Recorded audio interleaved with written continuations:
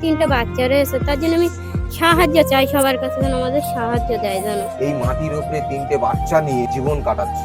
আসসালামু আলাইকুম। আজ এসছি কোলসুর চরলমন্ডলপাড়া গ্রামে। আমার এক বোন অসহায়, স্বামী দেখে না। তো এমন কথা শুনে বাড়িতে কি থাকা যায়? সেই ছুটে চলে এসছি কোলসুর চরলমন্ডলপাড়া গ্রামে। তা আমরা সেই ছুটে চলে এসছি এই যে সেই অসহায় বোনের কাছে। আমাদের যতটুকু সমর্থন আমরা সেই সাহায্য নিয়েছি। সব আমরা শীতের একটা কম্বল এনেছি। প্রচন্ড ঠান্ডা পড়ছে রিসেন্টলি, এই 2-4 দিন। তো এমন ঠান্ডা, এই বাচ্চা, তিনটে বাচ্চা আছে, সেই বাচ্চা নিয়ে থাকে। বোনের কাছে আমরা শীতের কম্বলটা দিয়ে দিচ্ছি। শীতের চাদর এনেছি, এটা গায়ে দেবে। আরো বাচ্চাদের জন্য, তিনটে বাচ্চা আছে, তিনটে বাচ্চার জন্য ড্রেস এনেছি, শীতের পোশাক।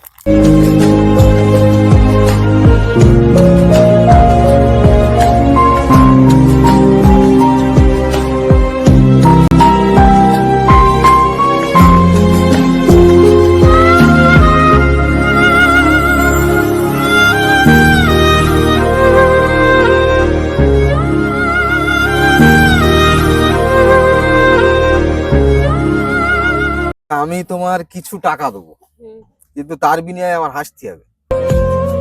হয়েছে একটা, আবার হাসলে আবার,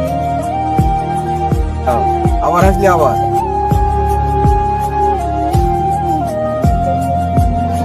হাসির বিষয়টা হলো, আমরা এত কিছু করছি তো সবাইকে হাসি রাখার জন্য, সেই জন্য একটু হাসির প্রোগ্রামটা করা হয়, তার বিনিময়ে কিছু টাকা দেওয়া হয়। বাড়ির ধারে আমরা এসছি, হয়তো আগামী দিন আপনার বাড়ির ধারেও আমরা যেতে পারি। গ্রামে গ্রামে গিয়ে ভিক্ষা করে, তা আপনারা এমন বোনের পাশে একটু দাঁড়াবেন এবং আপনাদের সামর্থ্য হয়তো 1 টাকা দিতেন, সেখানে হয়তো আর 1 টাকা যোগ দিয়ে 2 টাকা করে দেবেন। তাহলে এই সংসারটা ভালোভাবে কিন্তু চলবে। ছোট ছোট 3টে বাচ্চা আছে, এই বাচ্চাদের পেটে তো দুটো খেতে হবে, তাদের মুখে দুটো ভাত দিতে হবে। সে ক্ষমতাটা বাড়িতে গার্জেন নেই যে সেই ক্ষমতাটা আর কি তৈরি করবে।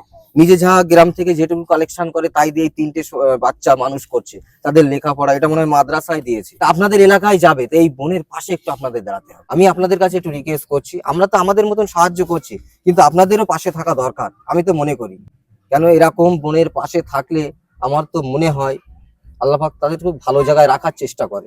দেখো আমাদের মতন আমরা দিয়েছি, দেখো এরকম একটা ছোট্ট ঘরের মধ্যে থাকে। এটা কিন্তু মাটি,